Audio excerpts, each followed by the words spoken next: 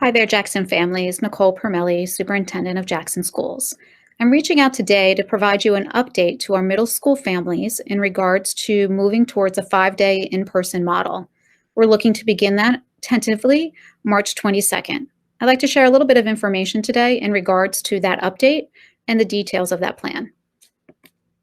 As always, our goal has been from the beginning of the pandemic to create safe plan that meets the mandates, is responsible and feasible to all of our needs within our school district. I believe all families would agree with me when I say, why is more in-person learning important? Because we know that our students are struggling virtually and synchronously. It is a very difficult model for our students to learn in. The consistency of instruction is crucial for the academic growth of our students. We all see the engagement in learning is decreasing tremendously every day. And I think we all believe in the values of social skills that are critical to our middle school students. And most importantly, our mental health of our students is suffering. We need to have our students back in a safe manner that provides better supports for learning. We are planning to move forward with a 5-day in-person model. We've been watching data continually every day and every week. And most recently, for 5 weeks in a row, there has been a drop in our cases in Ocean County, also within our school district. The weekly activity report from the New Jersey Department of Health is a source that we monitor continually to help guide our decision making. We are hopeful that we will be moving towards the yellow when we continually see for 5 weeks there's been a drop in positive cases. We use the New Jersey Health and Ocean County Health Department guidelines to follow for safety and protocols in our district, and we also use the Department of Education Road to Recovery guidelines to inform all of the planning that we make within the district. So this plan calls for combining our hybrid students only at this time. That means combining groups 1 and 2 learners to attend 5 days, shortened days, for in-person learning. This model right now does not include our full remote students. Again, we've been taking this step by step, phase by phase, in order to be sure we are providing the most safe environment for our students and our staff. At this time, our full remote students need to remain on full remote. We are committed to keeping the health and safety of all of our students and staff in mind. This model will be a shortened day. The times will remain the same. Students will leave and go home in the afternoon and have the virtual time with their students with their teachers in the afternoon. Lunch will become a grab and go opportunity at the end of the day. I'll explain that a little bit later on. Our AB schedule, once this goes into place, our March 22nd date, will go back to what it normally has been. For example, A day might be a Monday, Tuesday might be a B day, and it follows that same pattern.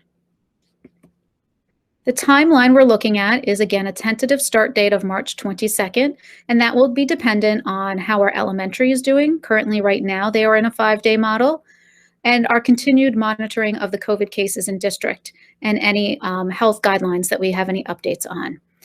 The date demonstrates, a decrease in cases. If we see any increase in cases, we will be looking to pause that March 22nd date. But again, we are remaining hopeful. We have seen 5 weeks of a decline in cases. Similar to what we did in the elementary recently, we will be reaching out to all middle school families of the hybrid learners to fill out a form to indicate if they do not want to have their children attend 5 days a week. If you are looking to have your children in 5 days a week, you do not need to complete the form. This is only for somebody who wants their child to remain full synchronous, meaning they will not attend the 5 days in person. We're releasing this information now so that we can all prepare for this March 22nd date. This provides our schools and our teachers, our transportation and food departments to prepare for changes, and it also provides all of you, parents, some opportunity to prepare for any changes. I think you would all agree with me that consistency of instruction is completely important to our learners. So we please ask that you make a decision, either full synchronous or 5 days of in-person learning. Moving back and forth between models does not help our students with engagement. It does not help our students learn. And in some cases, the students may not have the materials that they need that the teachers will be using in person. So please make your decision when the form reaches you. The one time we will allow for students to log in synchronously who are in the 5-day program, obviously, is if they are on quarantine or if they have symptoms and need to stay home in order to keep everybody in school safe. So please keep your children home if they have symptoms, have been exposed, or are ill. As I mentioned, safety remains our first priority always. The protocols we have in place will remain as far as face coverings will continue. Seating charts are important to what we do so we can contact trace deeply. The one difference will be the social distancing. There will be less social distancing in the classrooms. However, we will still continue with not sharing materials. We will continue with washing of hands frequently and all of the cleaning protocols that we have had in place since the fall. We will be very cautious and proactive. If there is a positive case reported in a classroom, we will deeply do contact tracing, put people on quarantine to be proactive, and we may have to shift a full class or a few classes to full remote to ensure that everyone remains safe and that there is no spread within our schools. Certain decisions are made. We've had some questions in regards to why not a full day? Why are we not ensuring that students maybe in the elementary a full day and maybe half day in other places? So 2 major reasons are indicated here. Lunch is a tricky one. There are guidelines in place. Obviously, in a lunchroom, students have to take their face covering off in order to eat. That means they must be at least 6 feet apart, and there is a limited number of students that can be put in a location for that. Therefore, we just simply do not have enough supervision for small group locations for lunch. So lunch will be a grab and go at the end of the day. Students will grab a lunch on the way out and bring it home for eating in the afternoon.